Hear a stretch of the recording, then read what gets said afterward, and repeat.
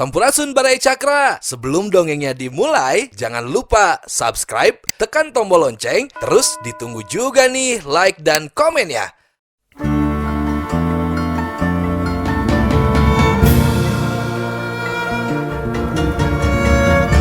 Baraya Cakra, parantos waktosna 80,5 FM Radio Cakra, midangkeun dongeng Sunda Dora-Dori.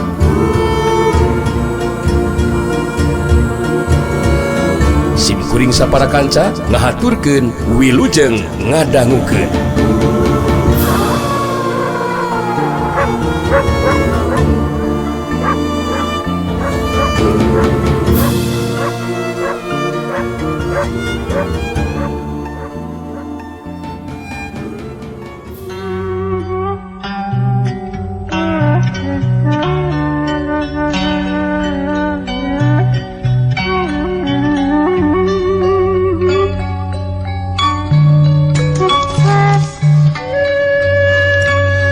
Sora sirawing geus sakadenge deui. Sedengkeun di luaran imah jeung pasanggerahan Darmayuda. Harita kebiut debleng masih keneh keur ngalatih jurus ulin karhunan kasih banteng wulung. Kibuyut debleng heureunkeun heula gerakanana becus nyarita ka si banteng wulung. Geus lumayan sakit rumah ilaing teh teng euy. Karena jurus daun paniruk jeung gerakan magis apal. Ngan anu kudu terus dilatih teh kacepetan gerakna we ceng euy. Tapi ari sobek ulur mah dagis disiapkeun nya. Mun ke dewek dahar teh omat tong disumputkeun di hanapeun dulang ceng euy. Sagrageun jagrakeun ke dewek. Wah. Kibuyutan mah meni beungki pisan kana sobekan belusan teh. Meni unggal poean ngan coba senan singgang natenya. Ngecekan ceng oge nenang kibuyutan mangsalah ngeta mah dangan ceng oge ngatri kana kabeukian kibuyutan teh. Oh nya syukur we ari ilai ngarsi mah ceng euy. Dari pangabeuki mah kumaha atuh kajen ciung ngapoe eueuh bosen dewek teh euy. Balik deui kana masalah jurus daun paniruk anu beda jeung anu sejen teh euy. Sapasang leungeun ilaing anu ramona ngahiji dikicupkeun teh dina ngasupkeun pada rajangna ge mangrupa totogan teh euy. Anu jadi sasaran panarajang diantarana wae dada ejeng beuceung terus iga burung lawan muka mun tanaga lapisan ilaing geus kaharti mah parang panarajang kena kana sasaran bisa ngajulaeu teh euy nu deui lawan teh anu macak ilaing kudu boga tekad anu kuat. Mun heueuh mah hayang bisa jurus-jurus ulin karuhunan. Kumaha kaharti ku ilaing teh euy. Wah. Ngacuh puguh we ka hati pisang kibuyutan. Mokona mah anteng mudu teprikeun ka bingsa gunakeun bela dirian ngulin karuhunan we. Nganu kang rasa beratan ku nganceng mah lamunan mudu latihan ilmu pangenceng badanan ngan suda ngawaksan gede ieu mah moalan bingsa jorelatan ngawasan dikaan napina ngengke heula kibuyutan niku ngayarasan jeung sandikaan geus datangan giningan. Ngurang kemudu urunan heula langcihan jurusina hayang nyahoan umaha hasina anjang sonoan ngayu kibuyutan kibuyut debleng nuturkeun subanteng mulung anu geus lempang ti heula. Sedengkeun Rasanti jeung Sandika geus arasup ka jero pasanggerahan Darmayuda. Di jero pasangrahan jadi ngariung limaan. Rasanti jeung Sandika Kibuyut Debleng jeung si Banteng Wulung kitu deui manggali.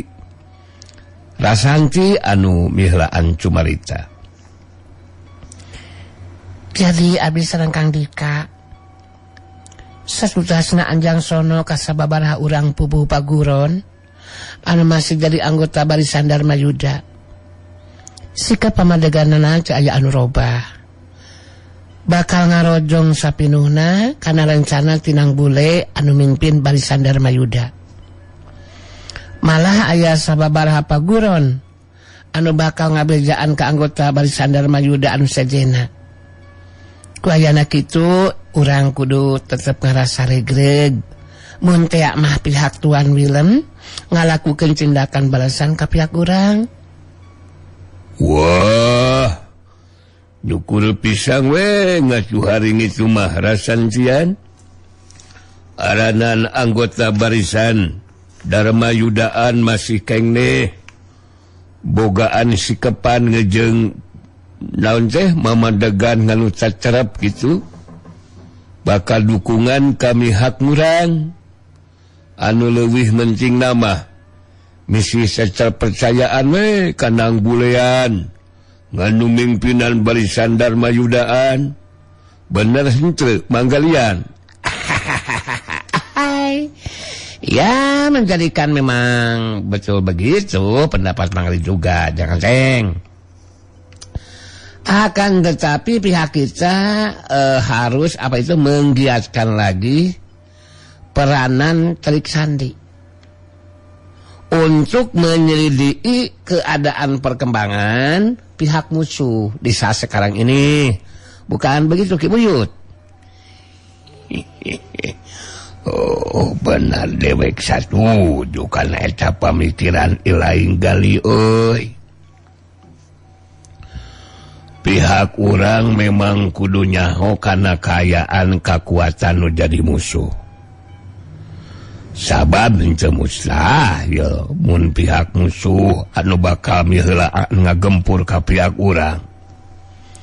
Kitu pamikiran dewek mah surika euy. Sandika nutup kaki Buyut Debleng bari terus nyarita. Eta pamikiran teh sareng surika ki. Anu matak bisa dipastikan pihak Tuan Willem dina waktu ayeuna keur nyusun kakuatan ki. Gambaranna mah memang tos jelas opat urang jago kepercayaan Tuan Willem. Salah seorang di antaranya nyaeta Sin Ciniang, pendekar wanita si pedang langit. Anu kadatanganna ka dieu hayang mulikeun hayang mulikeun pangaruh jeung kakawasan Ki Warangkas ki. Wah boa masih keneh aya jago jeung jawara anu sajena anu ngabantu ka Tuan Willem.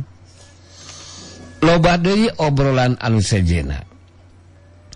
Keur jongjon ngalobrol harita aya nu datang. Cece lah Aceng Jeprut geuningan anu datang teh. Kadatangan Aceng Jeprut teh dibagiakeun ku sararea. Harita dijelaskeun ku Aceng Jeprutna manehna geus melang ninggalkeun anu jadi indung. Sabab geus aya anu ngabaturan awewe. Nyeta ngabaturan awe rumaja kawilang anak dulur indungna, anak indung dulurna Aceng Jeprut. Terus terang Aceng nu masak langsung datang ka dieu teh lantaran boga cekan hayang milu berjuang gitu, bener gitu. Terus terang Aceng sanajan pantes disebut jago, tapi kan masalah kawan mah moal nguyang kabatul gitu Aceng, benar tuh. Nah, sabab Aceng kan kasihan ku sasa, benar tuh. Cuma lagi Aceng mah tuh, kasihan ku sasa. Tentang ku Bang Emok dan ku pamajikan hasil. Asyina Aceng. Terus terang, yang ngagabungkeun diri Aceng teh wah ka Barisan Dharma Yuda, benar tuh. Roh pagi jibaraga Aceng mah demi kebenaran mah. Jeung dia ada aja kan kasihan ku sasa, jalan mana gitu. Terus terang ngelawan kejahatan mah wani lah wani jeung hareupan pangeulana. Sabab cek Aceng ge si Aceng jeprut mah teh sieun kusaha gitu. Bener teh. Rasanti harita nu nyarita ditujukeun ka Aceng jeprut. Nya nuhun we ari Kang Aceng bade ngagabungkeun diri ka barisan Dharma Yudama Kang. Atuh ngeunaan kemampuan diri mah bisa terus dilatih Kang Aceng nya. Bet ieu mang Aceng ge keur dilatih jurus ku Ki Buyut Debleng. Sangkan kemampuan dirina bisa dironjatkeun. Terus terang Kang Aceng jadi boga pamikiran kudu ngalanjutkeun kemampuan diri bener teh. Jangan sampai ngejeumeuh wae gitu Aceng teh. Pengen dah seperti orang lain gitu yang menjadi jago gitu nya dan juga linung ku ilmu gitu. Terus terang mun kitu mah kabeneran pisan atuh ka Ki Buyut ya. Bisa kan mun Aceng ge hayang dilatih jurus. Ya itu nyemplung maturan Kang Aceng we gitu. Bener ya. Terus terang Ki Buyut ya kudu apa itu mesti Aceng bener ya. Sabab Aceng geus boga modal. Aceng mah kan sieun kusaha gitu asina. Dewek rada palaur oge ceng euy. Kudu ngalatih jurus ka ilaing anu teu sieun kusaha. Berat ka dewek nage ngalatih jurus ka jalma anu teu sieun kusaha mah. Tapi nya teu nanaon. Teu nanaon gesang. Ali ilaing boga karep kahayang kitu mah ceng euy.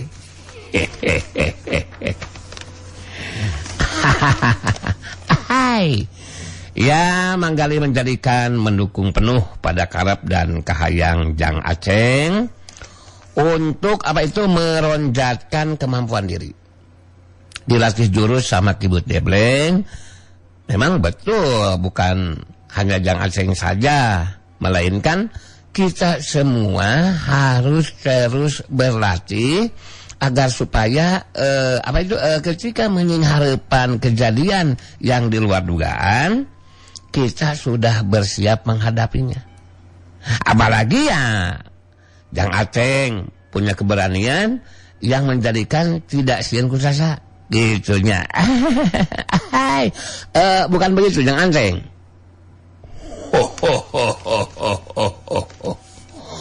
Ngenya bener gitu manggalian. Mokona mah Aceng ge sang tujuan, lamun ngaceng ngarek baturan Aceng jeung langsih jurus ngulin karhunan ku Ki Buyutan. Terus nerang Aceng oge angkat jembolan lah. Ku ngaceng mah sang najan ngacang jadi janggo, napina teu sieunan ku sang saha gitu. Sakedap juga Mang Aceng neraskeun latihan jurusna sareng Ki Buyut. Jadi Kang Aceng langsung we ngiring latihan jurus ayeuna nya. Terus terang Kang Aceng menuhunkan lah karena dukunganana si Nyi Mas Sasanti. Bener teh. Terus terang Aceng ya kudu benar-benar bisa jadi jago anu bermanfaat lah. Pikeun menumpas kejuliman lah terus terang gitu. Mun Aceng geus jadi jago mah ya kan bisa saimbang jeung caitaan anu teu sieun kusaha bener teh. Hai. Menjadikan dicukupkeun dulu mengomong teu sieun kusasahanya Jang Aceng. Mendingan sekarang mah Jang Aceng memilu saja latihan jurus dengan Jang Aceng sok supaya apa itu sasireun sabeuneureun namahan pangarti. Geus kitu mah Ki Buyut Debleng jeung si Banteng Wulung kitu deui Aceng jeprut harita neruskeun deui latihan jurusna.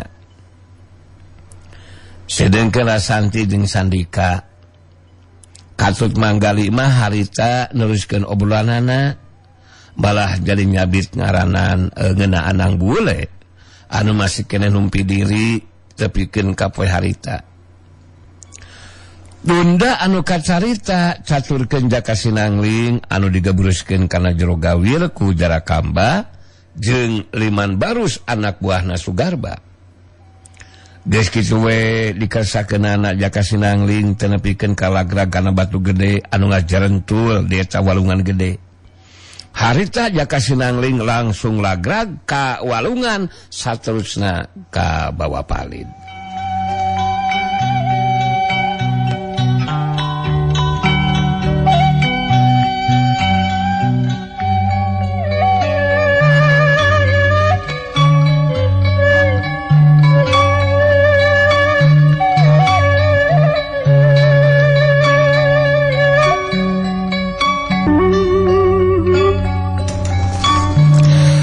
Kitu mah kibut debleng jeung si Banteng Bulung kitu deui aseng jeput harita neruskeun deui latihan jurusna sedengkeun Santi jeung Sandika katut mangga 5 harita neruskeun obrolanana. Malah jeung nyabitkeun anang bule anu masih keneh numpi diri tepikeun ka poe harita. Tapi Jaka Sinangling palidna teu nepikeun ka jauh barang pulih kasadaranna langsung Jaka Sinangling ojay mulu ka sisi walungan terus hanjat ka darat. Jaka Sinangling bisa ngarasakeun keneh ka nyeri alatan kabeunangan ku panarajangna Sugarba. Tapi kekuatan daya tahan badan Jaka Sinangling memang hebat. Panarajang Sugarba teu nepikeun ka nimbulkeun kasu di jero anu parna. Jaka Sinangling leureuh heula sakedeung mulihkeun tanagana. Sanggeusna ngarasa pulih harita terus luluncatan dina luhur batu gede. Maju muru ka girangkeun ka hareup rek datang deui ka Kampung Gajah. Waktu panggih jeung anu keur ngalakeusik harita Jaka Sinangling nanyakeun ngeunaan lebah-lebahna Kampung Gajah mun disungsi ti eta walungan. Sanggeusna meunang katerangan harita Jaka Sinangling akhirna bisa datang deui ka Kampung Gajah. Waktu datang ka imah anu disecingan ku Sugarba tetela di jero imah teh geus kosong teu kasampak aya jalma saurang-urang acan. Jaka Sinangling langsung bisa nebak Sugarba jeung Non Alina kitu deui Jarakamba jeung Liman Barus geus arinit bukan teuing rek ka mana. Bari diuk dina bangku awi anu aya di buruan imahna Sugarba harita Jaka Sinangling ngomong dina jero hatena. Mun ngabayangkeun di kejadian waktu tarung ayunan Sugarba beus jadi kakara kapikiran ayeuna. Sugarba bisa anu geus nyahoeun aing bakal ngagunakeun ilmu pancer manunggaling alam anu masak Non Alina dijadikeun Sandra. Saterusna niwankeun panarajangna dina kayaan diri aing keur kabagi perhatian ningali kayaan Non Alina. Dumasarkan eta pangalaman jelas kudu bisa panggih deui jeung Sugarba. Saterusna dina mangsa ijen jajaten aing kudu bisa ngagunakeun ilmu pancar manunggaling alam. Ayeuna mah kudu terus disangan deui ta si Sugarba teh. Mustika Karang Kancana kudu bisa direbut deui. Sarta Non Alina dibebaskeun tina cengkramana Sugarba. Anu geus nyiksa batina Non Alina dipaksa kudu ngaulaan jadi pamajikan Sugarba. Kitu garecokna hate Jaka Sinangling dina waktu harita. Sedengkeun di paguron Lintang Jagat dina waktu harita Suwan Wilem jeung Nyai Kintamani keur ngabagiakeun kadasanganana marungkir si Ratu Sihir jeung Kirantis si Putri Iblis Marakayang.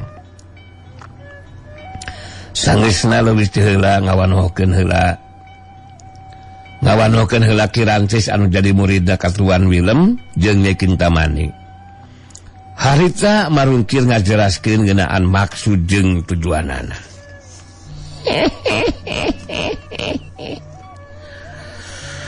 Aya sababaraha penting anu ku aing kudu ditepikeun ka Situan jeung ka maneh Kintamani. Leuwih heula aing negaskeun. Ti mimiti poe ieu aing bakal ngagabungkeun diri ka pihak si Tuan. Lantaran aing geus aya di pihak si Tuan jeung maneh Kintamani. Anu matak aing boga karep jeung kahayang. Nyai Kintamani nutup ka marungkir Ratu Sihir beutus carita. Nah boga karep jeung kahayang kumaha kitu maksud marungkir teh? Cika sok jelaskeun ka kuring marungkir. Aing jeung ieu murid aing hayang boga tempat cicing anu teu jauh ti dieu Kintamani. Anu jelas aing mung ari kudu milu cicing di dieu mah. Jadi mun bener butuh ku bantuan aing, mangka eta karep kahayang aing kudu dicumponan Kintamani. Nyai Kintamani ngaret ka Tuan Milem saterusna ngajelaskeun ngeunaan maksud tujuan jeung karep kahayangna marungkir si Ratu Sihir pangna datang jeung muridna dina waktu harita. Tuan Milem anu geus nyaksian kumaha wawasena marungkir anu boga kakuatan ilmu sihir tangtu we kamampuanana jelas dibutuhkeun. Harita Tuan Milem tos nyarita. Wow. Aik mengerti dan bisa terima apa yang sudah marungkir katakan, tentu saja akan penuhi itu permintaan marungkir. Dan terus terang itu merupakan hal yang mudah bagi Ek. Memang betul. Tempat tinggal marungkir harus berdekatan dengan tempat tinggal kita orang, Aik setuju dan segera untuk diatur nyanyi. Baik Tuan. Jadi Tuan Milem bisa ngerti karena maksud tujuan marungkir. Malahnya tujuan bikin merenahkan marungkir jeung Kirantis di salah saji imah anu terjauh ti dieu. Kitu deui ngeunaan kabutuhan sapopoe tangtu bakal dicumponan marungkir. Syukur we ari satudu jeung rek nyumponan kana karep kahayang aing mah. Saterusna aya masalah penting sejener bakal dicacekeun ku aing.